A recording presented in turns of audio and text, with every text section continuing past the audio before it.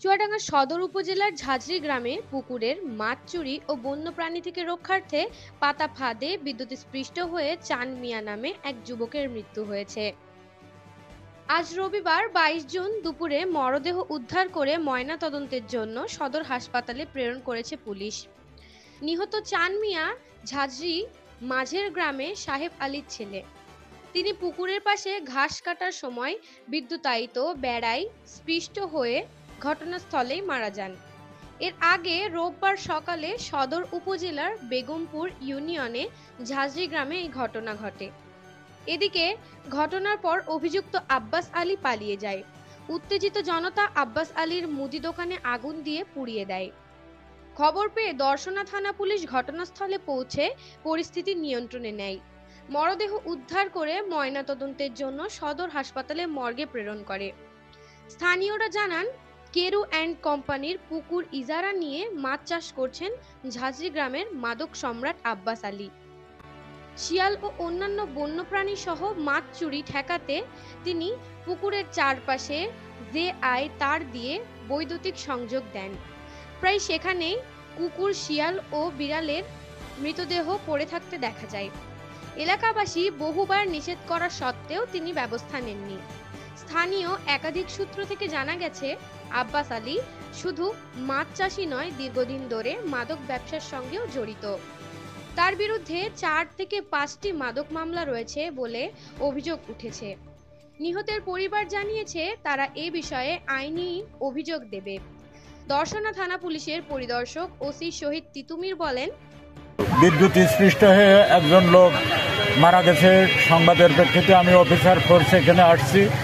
এখানে এসে জানতে পারলাম যে ঝাঁঝরি মাঝের গ্রামে দুইটা পুকুর শিয়ালে মাছ খেয়ে যায়। এই মাছ খাওয়া রোধকল্পে তারা চারপাশে জিআই তার দিয়ে বিদ্যুতায়িত করে রাখে।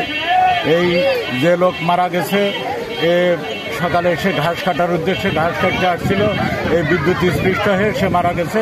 এখন তদন্ত সাপেক্ষে বিস্তারিত আমরা এলাকাবাসী একটা অভিযোগ যে যিনি আসামি, যদি মামলা হয়নি তবে যিনি আসামি উনি মাদক ব্যবসায়ী, এই বিষয়টা কি আপনি অবগত আছেন? হ্যাঁ, আমি শুনছি যে সে মাদক ব্যবসায়ী। আমরা অবশ্যই আইনগত ব্যবস্থা নেব তার বিরুদ্ধে। আপনার নামটা একটু বলেন।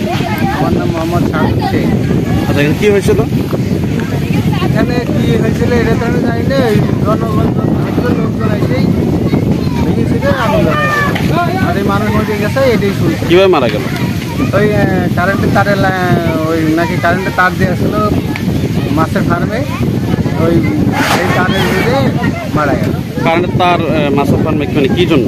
মানে ওই চারি পুষ্কুনি আছে, পুষ্কুনির চারিপাশে তার দিয়ে আছে, দিয়ে ওতে লাইন দিয়ে আছে। ওই লাইনে পানি খাতে গেছিল, মোটর চলতেছিল, পানি খাতে গেছিল, ওই তার জড়াইয়ে মারা গেল। মানে এটা কেন দিছিল? কি কারেন্টের তার কি মানুষ মারার জন্য নাকি অন্য কোনো? না, এটা তো আমি বলতে পারবো না। শুনলি কিন্তু শিয়াল টিয়াল মারার জন্য, এই জন্যে নাকি দিছিল। এই যে ভাঙাচোরা এই দোকানটা, এটা মানে কিভাবে কি হলো এটা বলুন। ভাঙাচোরা কিভাবে হচ্ছে, মানুষ মারা গেছে, অরিজিনাল হলো মালিক। ওই মালিকের নাম আব্বাস। উনি কি করে? উনি ওই দোকান ফাঁকান আছে, আর ওই মাছের গেট টেট আছে। আমরা অনেকের কাছে অভিযোগ শুনছি যে ওনার বিরুদ্ধে মাদকের একটা অভিযোগ আছে। উনি কি আসলে কি মাদক ব্যবসায়ী? শুনেছি, আমি দেখি। আচ্ছা আচ্ছা। আপনার কি এই বিষয়ে কোনো আপনার প্রতিক্রিয়া আছে? আপনাকে বিচার চান এই ব্যাপারে? বিচার তো অবশ্যই হোক। মনে করেন এই বাচ্চাটার এই অবস্থা হয়েছে, গরিব মানুষ, এর বিচার হবে না? এই বিচার হোক, এটা তো আমরা চাই, সকলেই চাই। আমি একা নাকি? আব্বাস এখন কোথায় আছে তা তো জানি কোথায় আছে, এই দৈশ্য করে থাকে।